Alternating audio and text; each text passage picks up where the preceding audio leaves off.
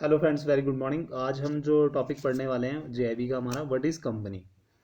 Friends, ये slide थोड़ी सी आपको क्लियर नहीं दिख रही होगी, कुछ टेक्निकल प्रॉब्लम है।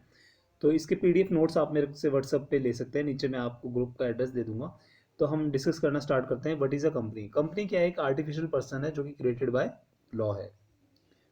कंपनी में क्या होता है कि ग्रुप ऑफ पर्सनस जो है एसोसिएट हो जाते हैं किसी एक पर्टिकुलर काम के लिए। ठीक है। और कंपनी किस सेक्शन के अंडर फॉर्म होती है? Section 3 of the companies act 1956 के अकॉर्डिंग। ठीक है। एग्जिस्टिंग कंपनीज को बाद में इसमें रजिस्टर कराना है। जैसे कि ये लॉ आया था 1956 में, तो इससे पहले की जो कंपनीज हैं उसको इसके अंडर आना है। नेक्स्ट देखिए, कैरेक्टरिस्टिक्स ऑफ अ कंपनी।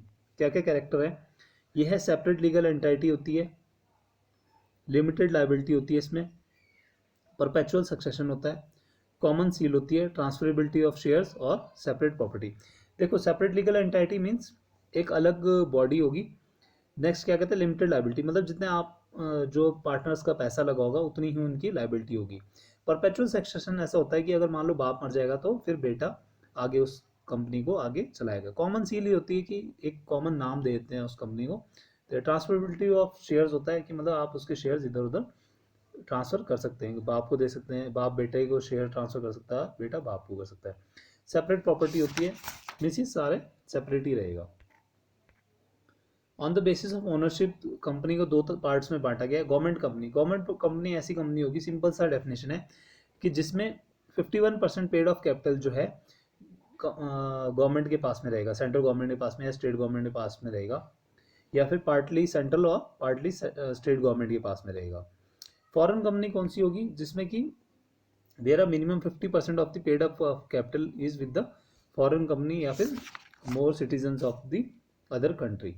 दूसरे इंडिया के बाहर के जो लोग होंगे उनके पास जो है 50% से ज़्यादा शेयर कैपिटल होगा इसका। नेक्स्ट देखेंगे, on the basis of the control.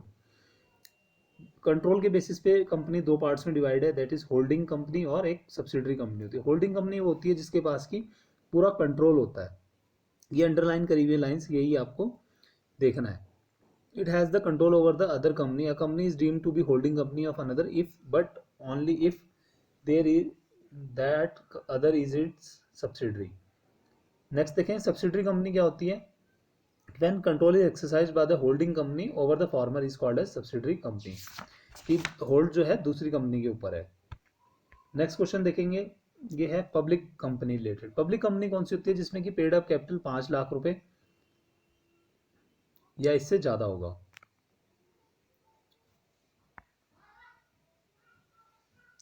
Next देखते हैं, public company is a private company which is a subsidiary of a company which is not a private company. किसी की सब्सिडरी भी हो सकती है जो कि प्राइवेट कंपनी नहीं है। Every public company existing on the commencement of the companies act 2000 with a paid up capital of less than 5 lakh with in a period of 2 years from the commencement enhance his capital. मतलब जो company act 2000 आया था तो उससे पहले पहले जिसका अगर पेड अप कैपिटल 5 लाख से कम है तो उसको बढ़ा के वो 5 लाख रुपए तक कर लेगी, तो वो क्या कहलाएगी? पब्लिक कंपनी कहलाएगी। ठीक है। नेक्स्ट बात आएगी, अब आएगी प्राइवेट कंपनी। प्राइवेट कंपनी किस कौन सी होती है? जिसका कि पेड अप कैपिटल 1 लाख रुपए या उससे रिलेटेड उतने तक होगा, और जिसमें कि ट्रांसफर ऑफ शेयर्स रेस्ट्रिक्टेड होंगे, limited number of shares members होंगे, मेंबर्स अप टू 50 होंगे, और किसी पब्लिक को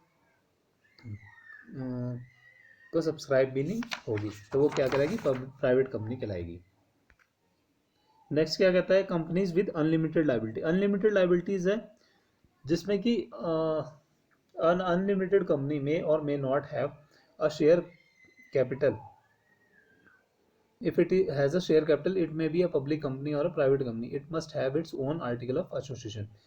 जिसमें कि 7 या इससे ज़्यादा इनकॉर्पोरेटेड मेंबर्स होंगे और वो एवरी मेंबर्स जो है लाइबर होंगे उसके डेप्ट्स के लिए। तो इसमें जो है इसकी ऐसी कंपनी क्या कराएगी? अनलिमिटेड लाइबिलिटी कहलाएगी, जहाँ की लाइबिलिटी फिक्स नहीं होती है। Limited by guarantee, where the liability of the members of a company is limited to a fixed amount which the members undertake to contribute to the assets of the company. देखो, अगर मान लो कोई company है उसमें 5 partner है तो और 100 करोड़ की कंपनी है तो सारा 20-20 करोड़ का सबका इनिशियल इन्वेस्टमेंट है, तो उनके पास में लाइबिलिटी भी 20-20 करोड़ की होगी। लेकिन अगर लिमिटेड बाय गारंटी है तो उसमें सिर्फ पर्पज ऑफ प्रॉफिट के लिए रहेंगे वो लोग सारे, और ये भी एक तरह के शेयर कैपिटल से रिलेट होगा। On the basis of liability, liability तो हमने बता ही दिया कि लिमिटेड बाय शेयर्स, मतलब जितने जिसके पास शेयर्स होंगे उतनी उसकी लाइबिलिटी।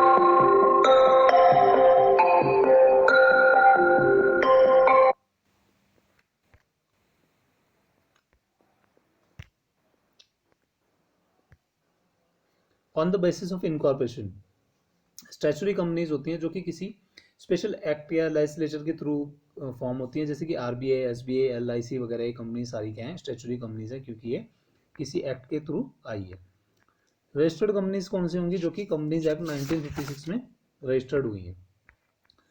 कॉमन सील क्या होगा, since a company has no physical agent it must have its agents and such as contracts entered by the agents, the common seal acts as the official signature of the company. Common seal basically क्या होगा कि एक official signature होंगे जो कि company के लेन then में काम आएगा। Transferability of shares,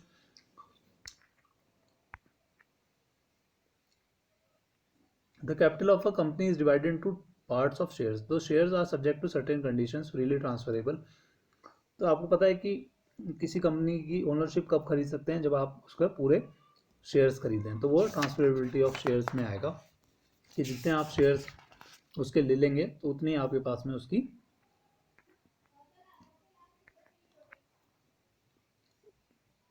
separate property. Separate property है, as a company is a legal person is distinct from its members, it is capable of owning, enjoying and disposing of property in its own name. Although its capital and assets are contributed by its shareholders, they are not the private and joint owners of its property. The company is the real person in which all its property is vested and by which it is controlled, managed and disposed of. तो company क्या है, एक real person है जो कि अब जिसके पास property होती है और वो कंट्रोल और मैनेज करी जाती है। नेक्स्ट देखेंगे limited liability.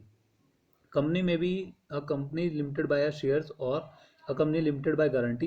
In a company limited by shares the liability of members is limited to the unpaid value of the shares. जितने उसके शेयर्स होंगे उतनी उसकी लाइबिलिटी होगी, तो वो लिमिटेड लाइबिलिटी शेयर्स कहलाएगा। परपेचुअल सक्सेशन तो मैंने आपको बता ही दिया कि अगर बाप मर गया तो बेटा फिर उस कंपनी को चलाएगा, तो ये परपेचुअल सक्सेशन होता है। नेक्स्ट देखेंगे separate legal entity. A company is in law regarded as an entity separate from its members, it has an independent corporate existence. मतलब सिर्फ नाम से होती है कंपनी, ना कि कोई उसका ऐसा कोई फिजिकल एग्जिस्टेंस नहीं होता। फिजिकल एग्जिस्टेंस मतलब आप छू नहीं सकते उसको, सिर्फ नाम ही तो होता है जिसे आप जानते होते हैं। तो ये प्रॉपर्टी वगैरह होती है। ये जो द कंपनी, ये लास्ट लाइन देखिए, companies money and property belongs to it and not to the shareholders, although the shareholders own the company. तो इसलिए ये सेपरेट लीगल एंटाइटी है। वो फ्रेंड्स, ये कंपनी वाला टॉपिक आपको अच्छा समझ में आया होगा। अगर कोई आपको डाउट है तो आप मेरे को कमेंट में लिख सकते हैं। Thank you friends, have a nice day.